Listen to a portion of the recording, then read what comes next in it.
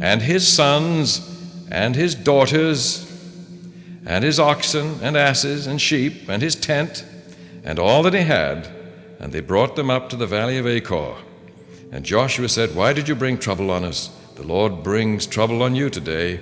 And all Israel, God's chosen Sabbath-keeping, tithe-paying people, stoned him with stones. They burned them with fire and stoned them with stones. And they raised over him a great heap of stones that remain to this day. Then the Lord turned from his burning anger. He felt better after they had been burned. Now, what picture of God do you derive from those verses? God doesn't like it when people steal and people lie. And the best remedy is to stone them to death and burn them, and then God's anger is assuaged. If that's all we had, what picture of God could we develop? Now, would this be the Father or the Son? I mean, didn't the Son die to assuage the Father's wrath because he's been angry with all of us? So it couldn't be the Son, because the Son hasn't been angry. The Son died in order to propitiate and assuage the anger of an offended Father God, or what's the truth of all that? Who led Israel through the wilderness? 1 Corinthians 10:4. It was Christ himself who led them. The command to stone Achan and burn that family to death was the command of gentle Jesus, meek and mild, who looks upon this little child. How would you explain this to children? It's been so interesting to ask elementary teachers and their students for explanations of this. And one that I've received from time to time is, see, the children are particularly disturbed that the children were included. I mean, what had they done?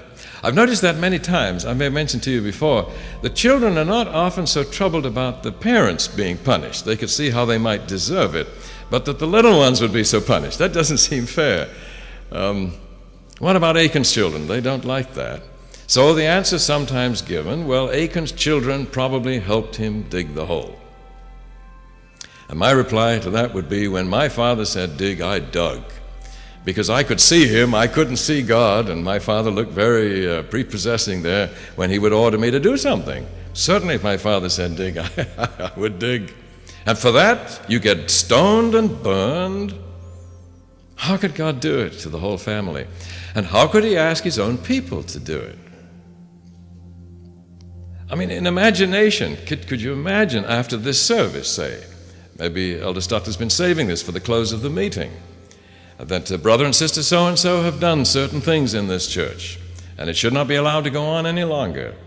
And so if you please pause after the service, in the parking lot you'll find a load of stones and bricks, and we will stand this man up and his wife, and someone's gone to get the children and their cat and their poodle and that horse, and would you please stone them to death before you go home tonight? Just to wind up a nice evening's meeting, you know. It goes with the benediction so nicely. I mean, we'd be horrified. We'd recoil from it. But they went ahead and did it. And God said, I feel better too. Can you see why some people prefer the God of the New Testament to the God of the Old? We might say, I don't spend too much time thinking about God in the Old Testament. I prefer the picture in the New. I just love it when Jesus treats people so well. And he doesn't stone people. He says to the woman taken in adultery, I don't want them to stone you. I don't condemn you. Just go home and be a better girl from now on. I like that. And then I love it where he says, if you've seen me, you've seen the Father. So I really don't know what to do with this in the Old Testament. I guess just times were different, and I know it's supposed to be profitable, but don't press me too hard on that. Have you thanked God for the story of Achan? If so, why? Does it really enlarge our picture of God? Could we say he ran a grave risk of being misunderstood? In fact, probably has been seriously misunderstood in doing this. How about the risks he ran when he terrified them at Sinai? How about at the flood? He's been running risks all along. Now, how long do you run risks without having a terribly important reason for running them? I mean, the security of the whole universe is at stake if God is misunderstood. because all he asks of us is trust, but you can't trust someone who doesn't seem trustworthy. And God, in the biblical record, is demonstrating the kind of person that he is. And he runs all these risks, and God has been accused of being arbitrary, exacting, vengeful, unforgiving, and severe. Under which of those headings would you chalk up the stoning and burning of Achan and his family? Does God lose this round? Or could we look behind it as Moses did at Sinai? And he said, don't misunderstand the thunder and the earthquake and the fire. There is no need to be afraid. How about on this occasion? There's no explanation given, and Moses is gone, and Joshua doesn't say much except that we really have offended God, and now we've made things right. Now let's move on into Canaan. Can you think of any other occasions like this? Surely not in the New Testament. How about when Ananias and Sapphira cheated with their offering and died on the church floor? If this church is at all behind in its budget, there's one way to raise more than enough money to finish any projects here immediately. If 2 members die on the church floor this next Sabbath, can you imagine everybody saying to the deacons, could you pass the plates please once more? I'd like to put a little more in this time. Wouldn't you? I mean, that would just be good fire insurance or life insurance. Then God wouldn't have cheerful givers though, would he? And the Lord loves a cheerful giver. Then if he wants cheerful givers and free believers, why does he do this every once in a while? Say, taking the verse again, reverence for God is the beginning of wisdom and the beginning of learning. It's the beginning of everything. If we don't reverence God, we won't listen. If Israel would not listen to God, there was no way they could get into Canaan and meet those well-armed people. And here, once again, there was evidence of this utter, irreverent carelessness with God. And God is saying, look, there's no way I can get you in. But then why would he have to be so severe? Would you do this in class? You could say, now, somebody has stolen something, and I'm going to give you 5 minutes to confess. When the 5 minutes are up, I have a way of finding out. And the person doesn't confess. And then you expose the person, and then all the children take that one out onto the playground and stone it to death. We don't do that now. Well, in those days, apparently, God had to be this severe and this dramatic, this really terrifying, in order to impress the people at all. They'd even said, if anyone doesn't obey, let him be put to death, which means they didn't treat death very seriously, did they? Can you think of other such occasions? Well, at Sinai, the irreverence was so serious, God could get nowhere with them. And he actually had to shake the ground beneath their feet before they'd pay attention. The same way with the she-bears later on. And I believe the same was true with Ananias and Sapphira.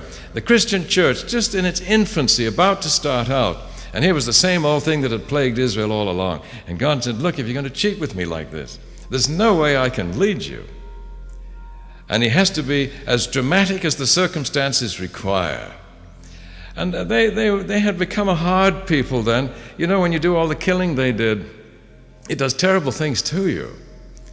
You think of the battles that have been described so far and the ones coming up. And the rule that King Saul broke, he didn't kill everybody.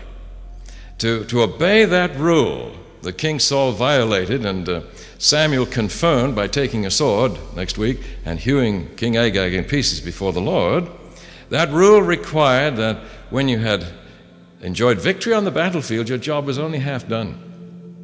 You were to go into the villages then, and you'd find the houses closed, of course, and you knew what was inside. And you'd break the door down. And then in one room in the little dwelling, you'd find the family, maybe his grandma, and here's the mother, and here are the little children. And maybe one of them is clutching his pet in his arms. And you must advance on that little group, that little terrified group of women and children. And you must take not your gun and shoot them from a nice, respectable distance, but you go up and stick something in them and kill them one by one, and maybe you wouldn't waste another blow with your weapon on the baby. You'd pick it up by its heels and dash his head against the nearest stone. And then, having spent the rest of the day doing this, you'd be ready for prayer meeting in the evening, just as we are tonight. Praise God, from whom all blessings flow. You helped us kill our enemies today. In fact, we ran out of time today, dear Lord, and you gave us extra hours, not to give Bible studies, but to kill. Now, how many people could you kill day after day without it doing something to you? How do you discipline people who are used to killing all the time? The discipline has to be quite severe.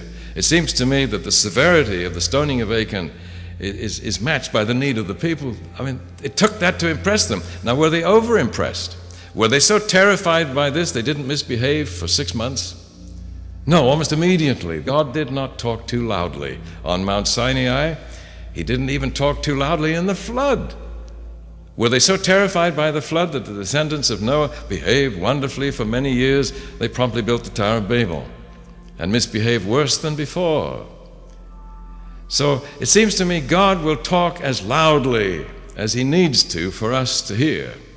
But when he has to talk that loudly, the opportunities for misunderstanding are very serious. But what do you think of a God who's willing to run that risk of being misunderstood because he wants to be heard and tell us, I don't like doing this. I don't want you to be afraid. I'd like to talk to you as I talked to Moses, face to face as a man speaks to his friend. But God can't even tell us he doesn't want to scare us until he's scared us enough that we'll be quiet and listen to hear him say, I don't like scaring you anymore. Now, do you like this in God? I mean, evidently his children mean a great deal to him, and the conviction of the onlooking universe that his children mean so much to him, that he's willing to pay such a price and risk of being misunderstood to get the message across. I mean, it's the method that God has used that has convinced the universe, the lengths to which he has gone, the risks that he has run.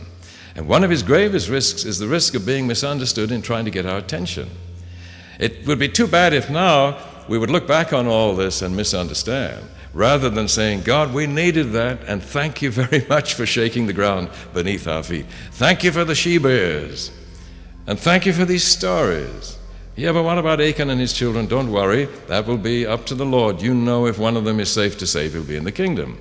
We don't have to worry about that. God will save everybody who'd be safe to admit. If they're not safe, of course he won't. That would make sense. We can leave that up to him.